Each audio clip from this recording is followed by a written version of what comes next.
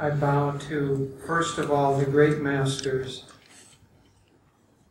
especially Paramhansa Yogananda ji and my master, Swami Kriyananda ji, who have brought us all together.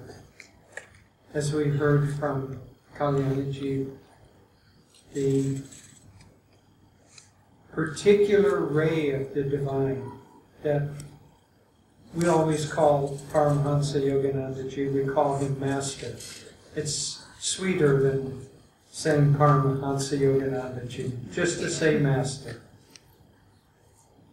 The particular ray that Master brought into this world was the ray of love. He said of all the divine qualities, of the different divine qualities, of which there are many, he said he particularly radiated 3 of them: wisdom, joy, and especially love. And he was a Prem Avatar.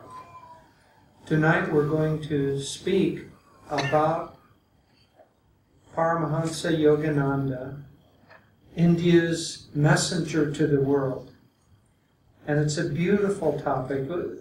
I've spent many, many evenings talking about Master, talking about Swamiji, and I'm always grateful for the opportunity to do so. Their life, the gifts that they have brought into this world are absolutely endless. And I want to talk a little bit, in particular this evening, about Master's message and his role as India's messenger to the world. So first of all, if India is going to send a messenger to the world, well, India better have a message that it wants to send, right? Well, India has the most important message of our age. Master said that all illness is due to spiritual ignorance.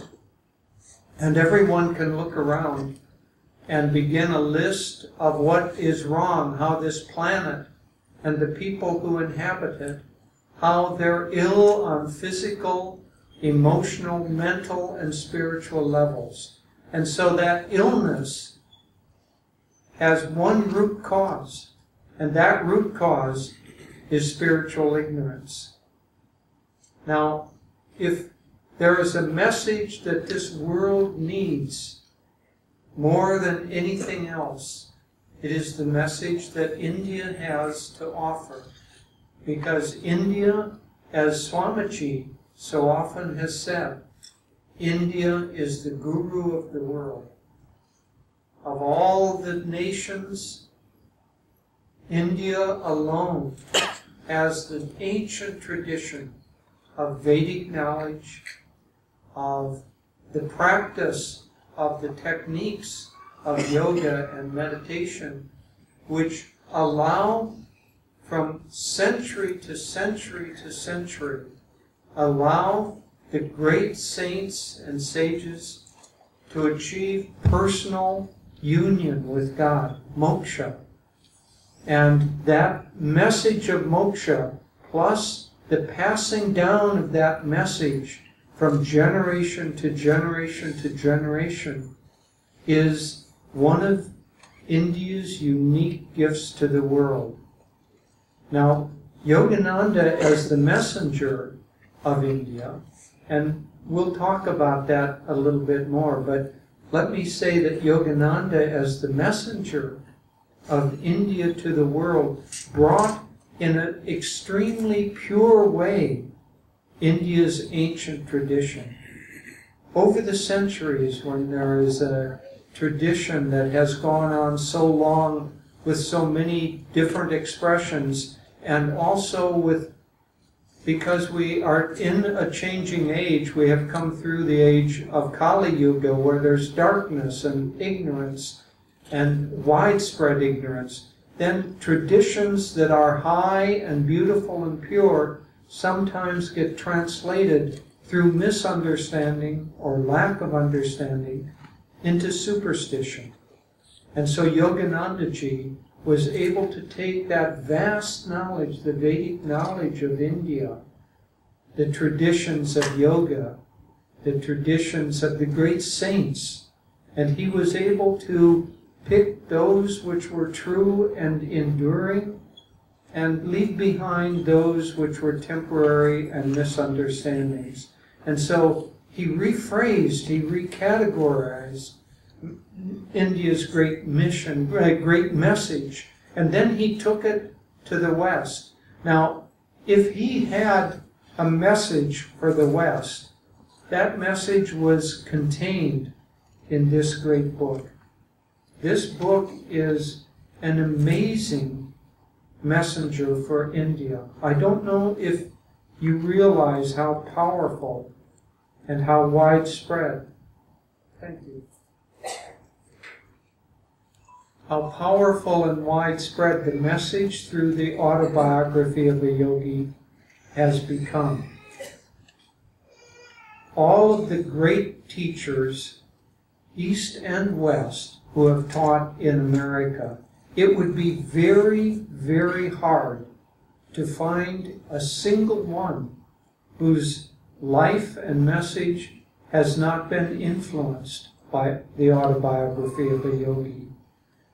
We have a good friend who has written a book called American Veda, which is about the coming of the Vedic knowledge to America. There's a whole chapter in that book on Paramhansa Yogananda. But in that book, he points out that every modern teacher in America, whether they're disciples or not, have not only been influenced by this book, but have taken that book and given it to others. How many in this room have read this book?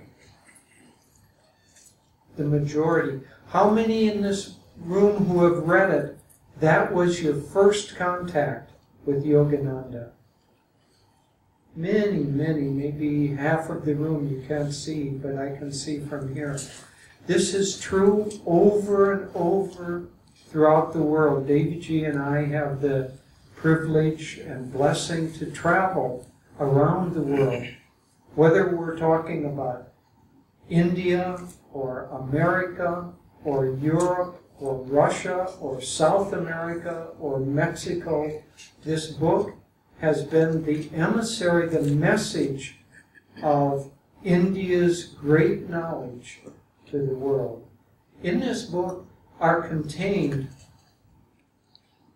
the great truths of India. First of all, that God exists.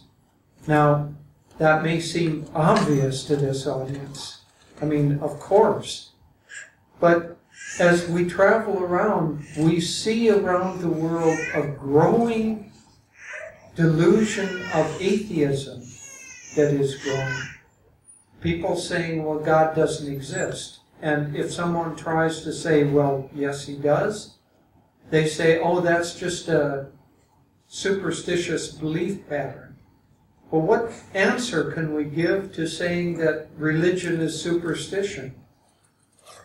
If someone comes and says, I have experienced God, I'm not talking from book learning, I'm not talking from belief systems, I'm talking from my own experience.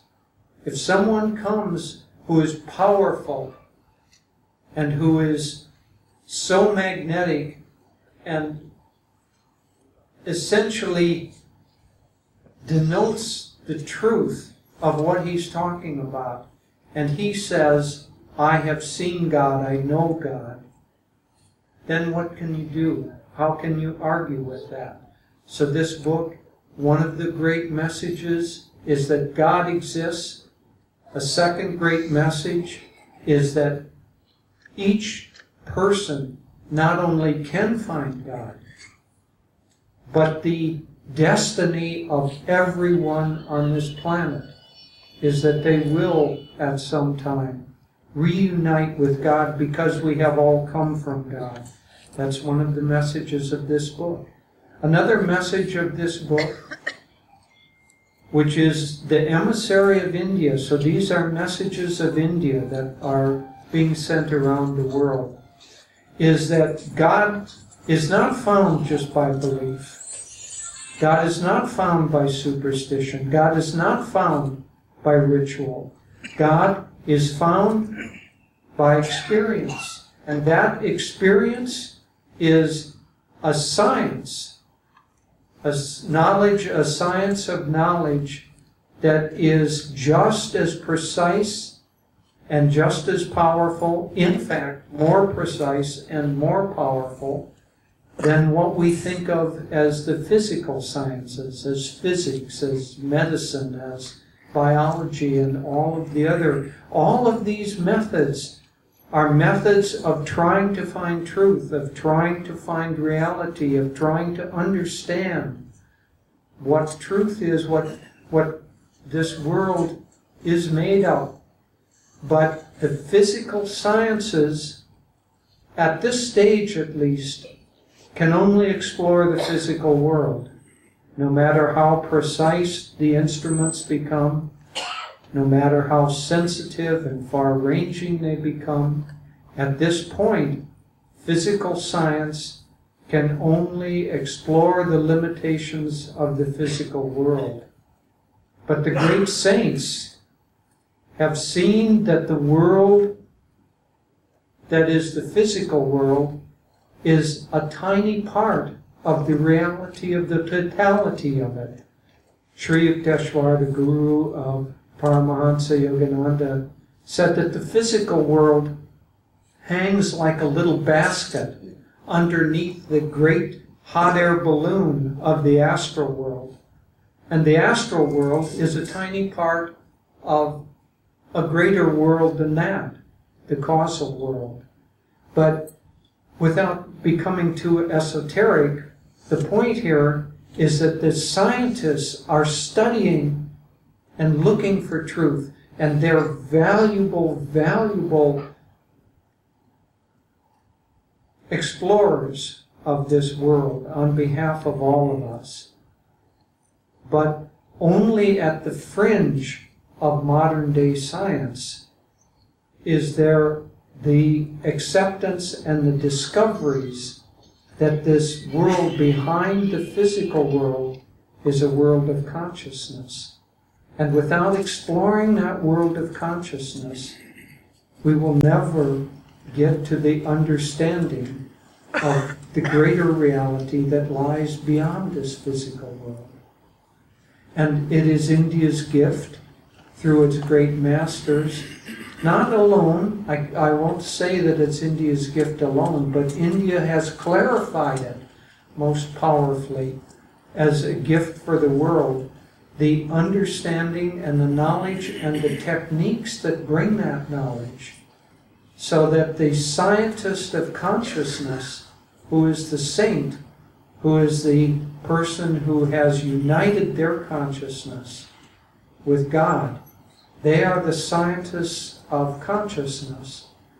And when they bring their message into the world of the physical plane, that message becomes the curative for the ills that are brought about by ignorance, by spiritual ignorance.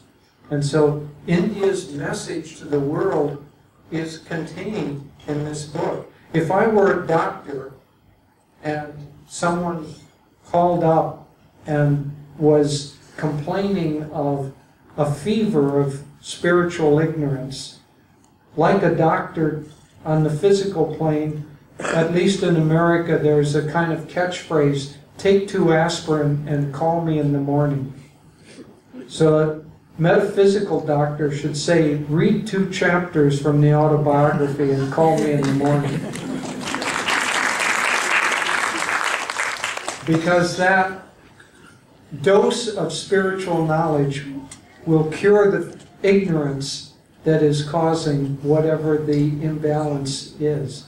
So this great message went out. But Yogananda didn't write this book until relatively late in his time in America. This didn't come out until 1946. And he came to America in 1920. But who was this emissary? Who was this messenger that was bringing India's message to the world? It wasn't just by chance that he happened to get the idea, oh, gee, it sounds like a good idea, I'll go to America and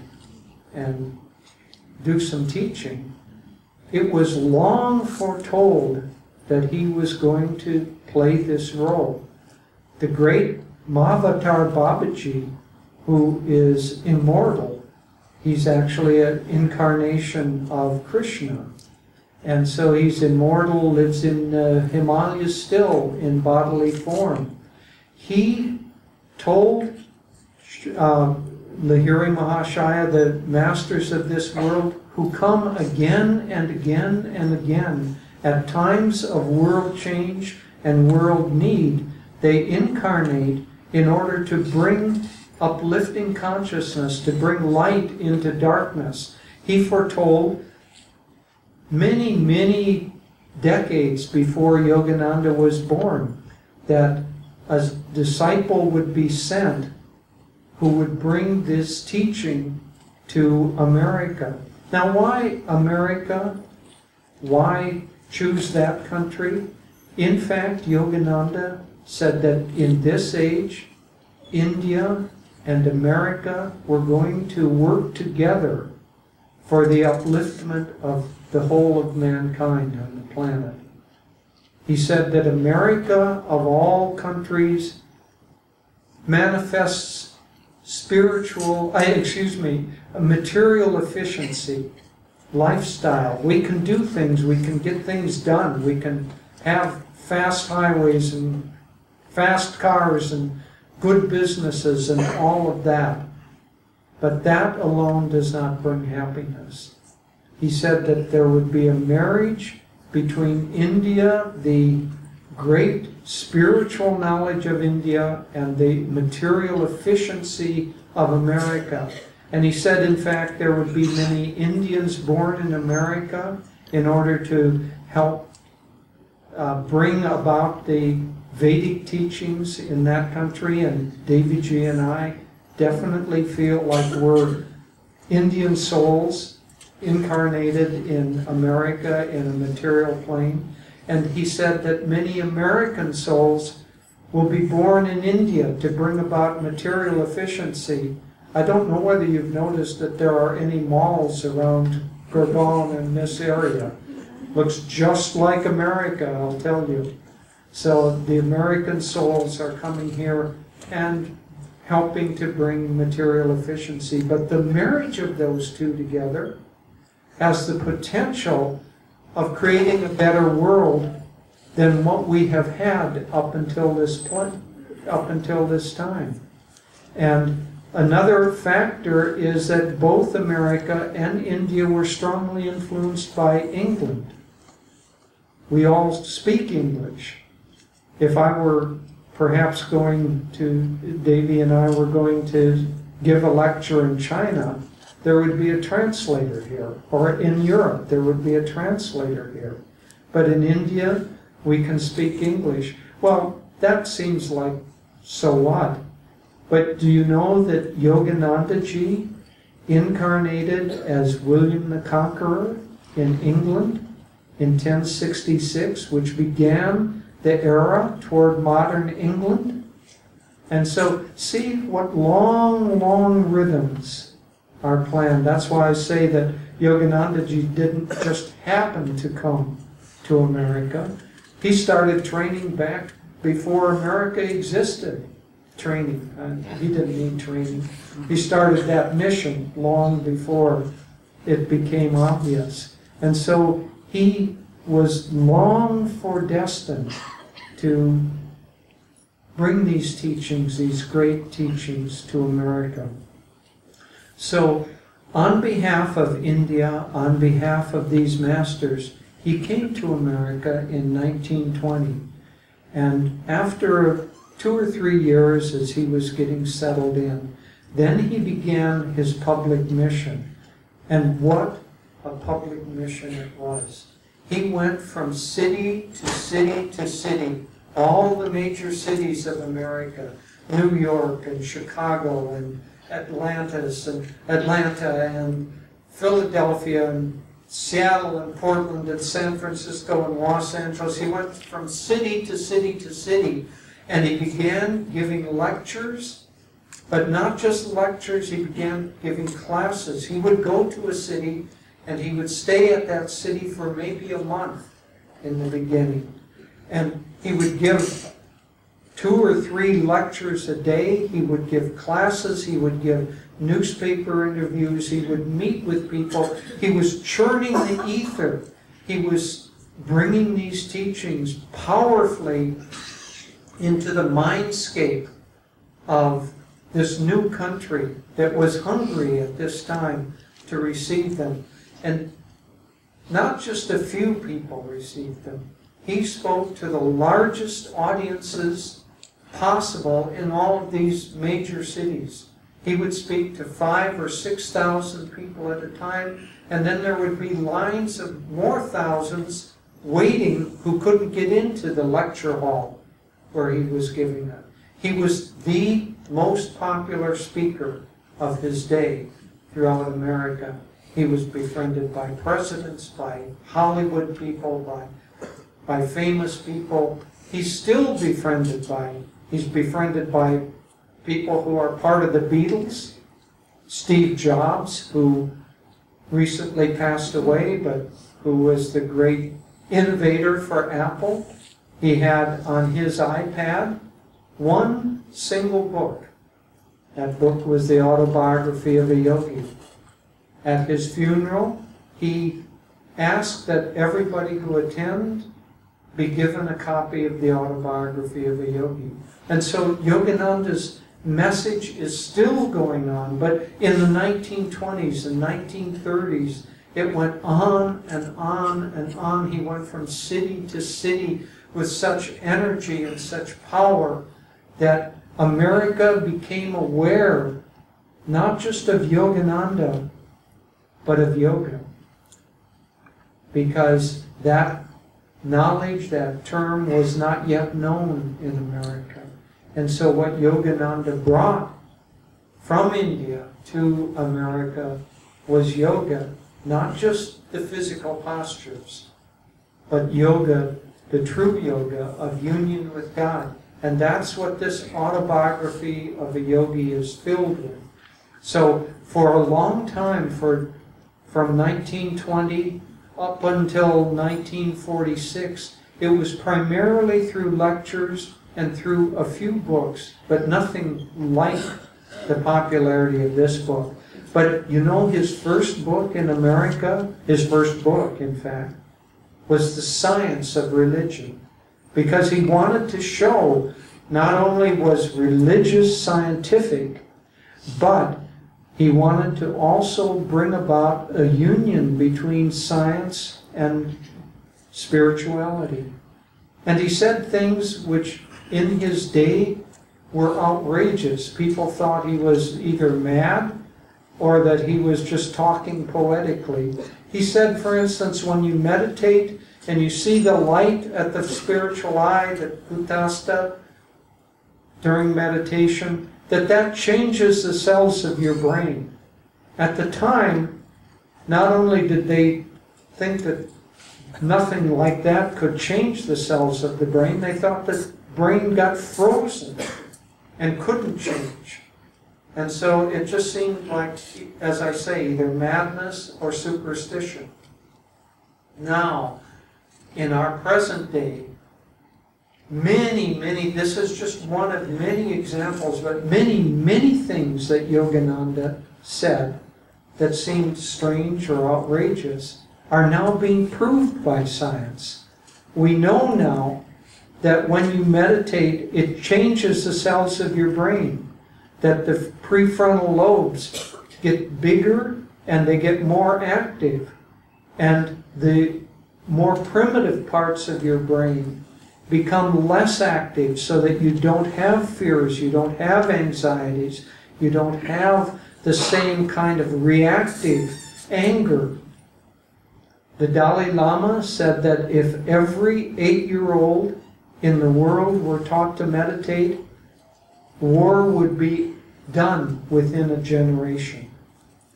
So the curing of spiritual ignorance is what was started by this great avatar. So when this book was published, the autobiography of a yogi, that really sent the message out. And you know what happened as a result of that lighthouse of energy going out into the darkness?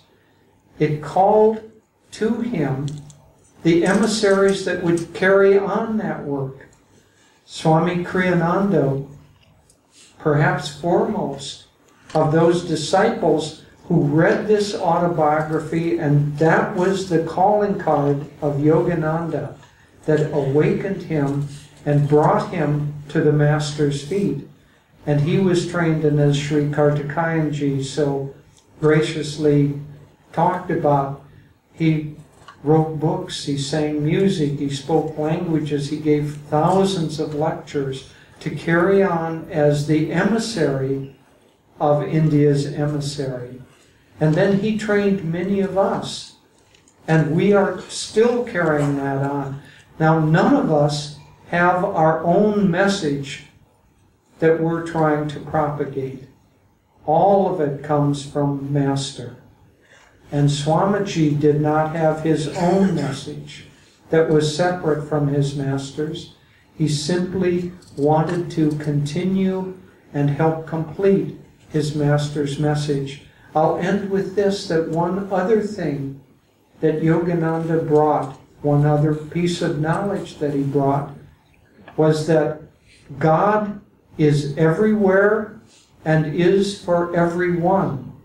That means that we don't have to leave our jobs, leave the cities. We don't have to leave Noida and go to the Himalayas in order to find God. Strange though it may seem, God is right here in Noida. And if we can't find him here in Noida, we can't find him in the Himalayas either. If we can't find him in our jobs, in our families, in our relationships, in our entertainment, we can't find him by running away from all of that. God is everywhere, and we must look for him on the very spot that we stand at this moment. And so, Master brought techniques, especially Kriya Yoga, the technique of ultimate meditation, to help us to do that. But as one of the ways that we are trying to also say that God, we being Ananda, say that God is everywhere and is for everyone, is that we have householders, men, women, young, old. It doesn't matter who you are, what you do, what your station in life is. If you love God, that's all that matters. If you seek God, if you're a devotee, if you're someone who is willing to put in the discipline that is required in order to part the veils of ignorance, then it doesn't matter who you are, what you do, or where you live, or, as Kalyaniji, Dr. Kalyaniji said, the color of your skin, or your age, or anything else. The heart throbs and is waiting for God's presence, and if we open our hearts, God is already there. Thank you.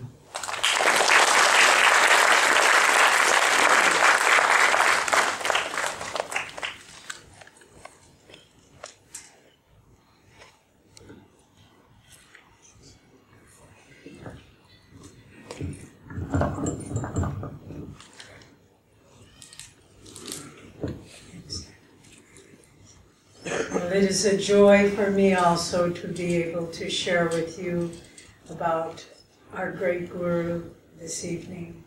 And if truth be told, for my whole adult life, this is what Jyotishji and I have been doing. When we speak of Master as India's messenger to the world, I think it's helpful to ask the question, who sent the messenger? And Jyotish has been speaking some of this, but in Autobiography of a Yogi, and this book, I must say, I'll digress just a moment here, this book is a living reality. I have read it first time 1969, probably every year after that, but every time I read it, I find a section that wasn't there before. I said, wait, this must be a different version of the book. I never saw that before. But the mystery of this book, it is self-revealing. As if you are open to the inspiration and the subtle truths contained in it, then you will see them. If you're reading it superficially or with a distracted mind, a closed heart, it's just words. Many people read the book and it's just words. They put it down.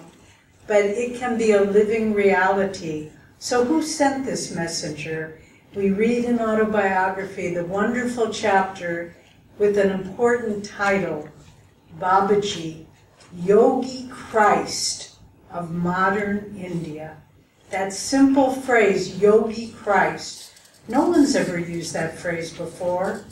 But what Master was saying with that is that Christ is a state of consciousness, cosmic consciousness, and the same truths that Jesus taught in the West, the Yogi Christs of India have been teaching throughout the East for time immemorial. So this great Yogi Christ Babaji, he communes in the Himalayas with, in his physical body, with the Christ of the West, who has no body at this time. And they plan, it tells us in Autobiography of a Yogi, the redemption of humanity in this age. And so there are great powers going on, great architects of human history. Swamiji told us, Master confided to the direct disciples, that it was Babaji who put the thought during the Second World War, put the thought in Hitler's mind to divide his armies, half in Europe, half to Russia. And that was what broke those armies, because they couldn't sustain that effort.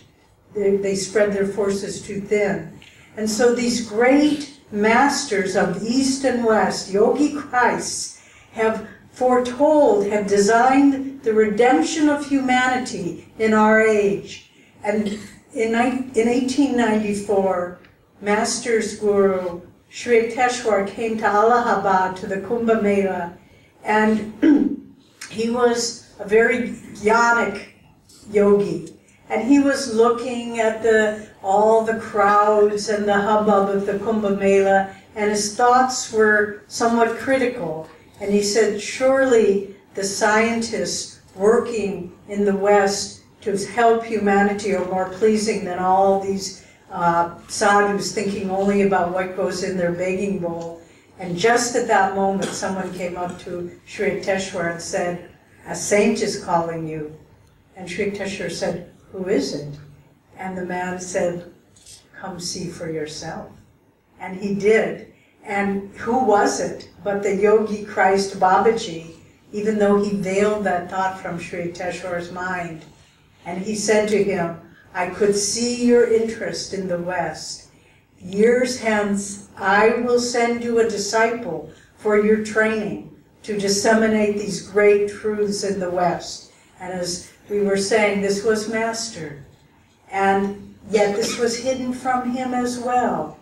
And then one day, as Master knelt at Sri Yukteswar's feet and asked him, did you ever meet the great Yogi Christ Babaji?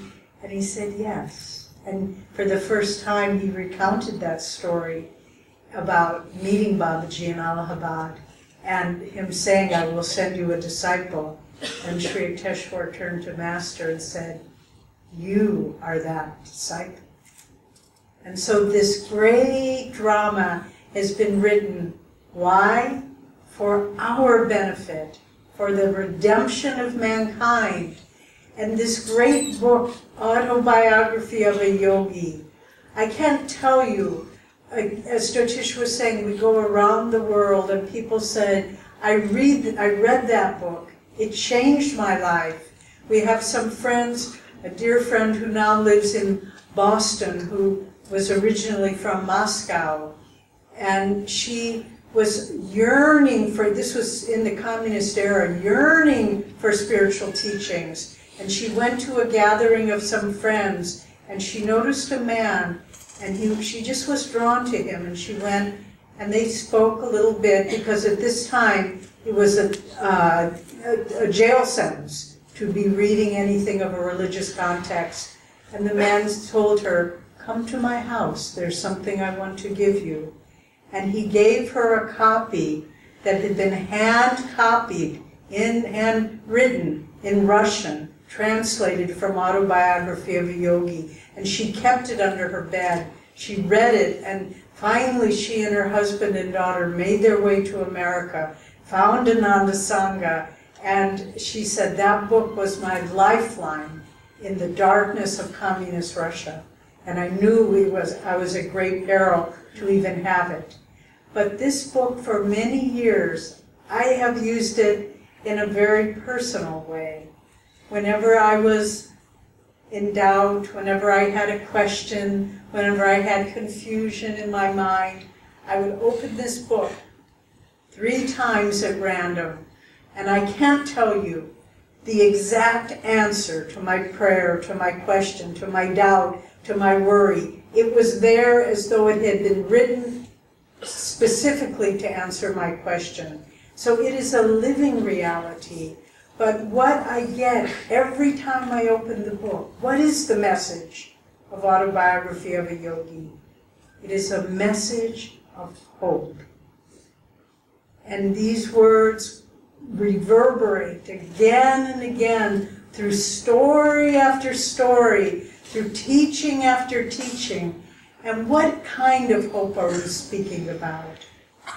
It's on a very basic level, the hope that God will provide our practical, physical needs. In the marvelous chapter, 2 Penniless Boys in Vrindavan, Master's elder brother gives him, who was living in Agra, gives him the challenge. You think your God will take care of you practically. You should not be a worthless wandering sadhu. You should get a job. And Master, just a young boy, then said, God will provide everything I need. And his elder brother Ananda said, very well, I give you a challenge, you and this God of yours. I challenge you and your friend, to Jitendra, to go to Vrindavan with not 1 rupee. And you must, I will buy your railway ticket there, but you must not miss 1 meal. You must see all the sights of Vrindavan, and then take the train home and return before midnight. And Yogananda said, I accept this challenge.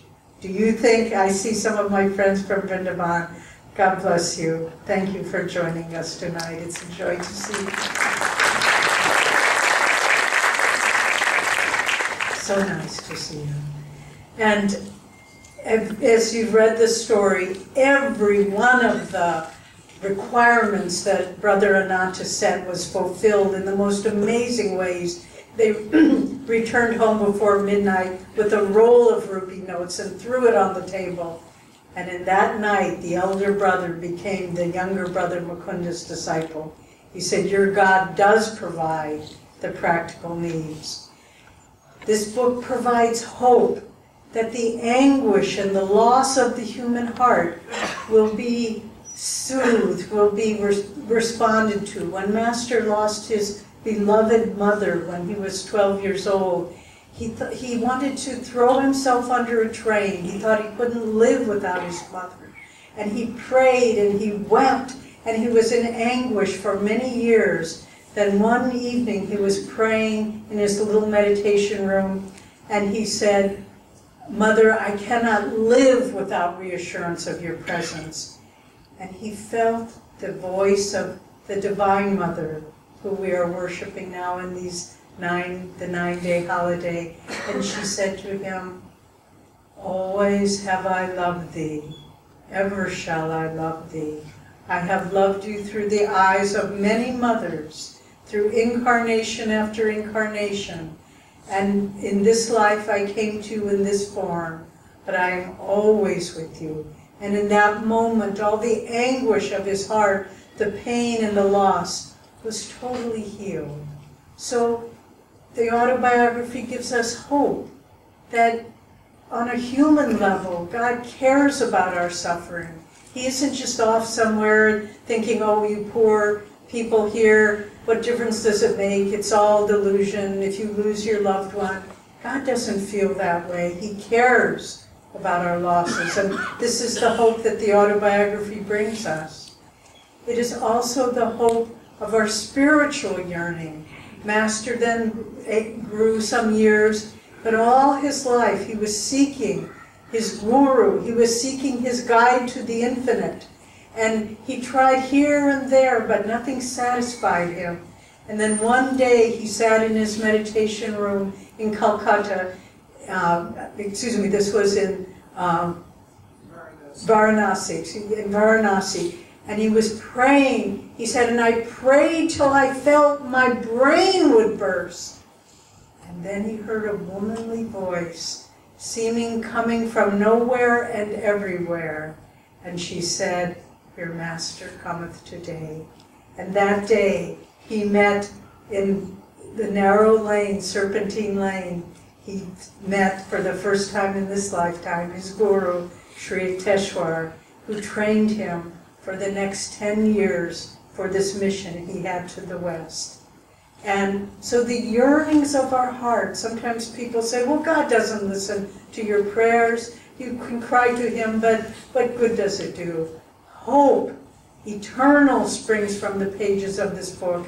Every prayer is answered. Maybe not in the way we think, maybe not in the time we expect, but the yearnings of our heart are always answered. And Master shows us this again and again. And he gives us hope also for our own salvation. Because all of us, whether you think, oh, I'm not a spiritual person, I have a family, I have a job, I yelled at my neighbor. Master said, the time for knowing God has come. He didn't say maybe in a couple of generations. He said, that is why I came. That is my message of hope. That suffering humanity can, through these techniques of meditation, Kriya Yoga, Guru Kripa, Guru's grace, that we can find God. Don't think you're not worthy. If you have a beating heart in your breast, you are worthy. You are worthy to find God. You are worthy to follow a spiritual path. Just place one foot in front of the other and reach out for your Guru's hand, and we can find it. And the hope, maybe the most important hope of all, that comes from the pages, is that our planet, humanity, which seems so lost now, as Sri Kartikeyanji was saying, with the religious animosity and violence, political upheaval, corruption, illness, we can go on and on.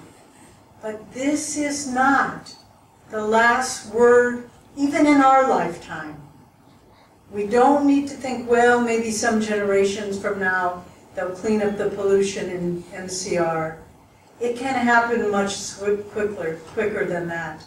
Because these great yogi Christs have created techniques and sent messengers into the world so that we can find universal brotherhood, as Kalyaniji said, our oneness under the one Father of God. This is the reality. If no one is separate from our heart's concern, if no one, that person, if we never think, I don't need to concern about that religion or that country because they're different from me. No one is different from you. We are all one in God. And these great messengers give us this hope.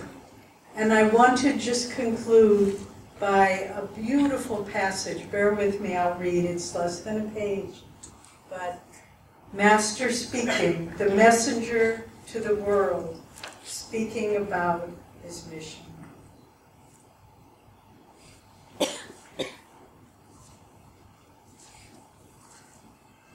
So he was sitting towards the end of his life in California, and he was in San Diego at the time, and one of his followers asked him the question, "Tell me truly, Paramhansaji, has it been worth it?" He gazed at me with earnest sincerity. I understood his laconic question. Have you been happy in America? What about the delusionments, the heartaches, the center leaders who could not lead, the students who could not be taught? And Master replies, "Blessed is the man who the Lord doth test. He has remembered me now and then to put a burden on me." Master goes on, "I thought then of all the faithful ones, of the love and devotion and understanding that lay in the heart of America." With slow emphasis, I went on, but my answer is yes, 1,000 times yes. It has been worthwhile. It has been a constant inspiration, more than I ever dreamed, to see West and East brought closer in the only lasting bond, which is spiritual. Silently, I added a prayer. May Babaji and Sri Teshwarji feel that I have done my part, not disappointing the high hope in which they sent me forth.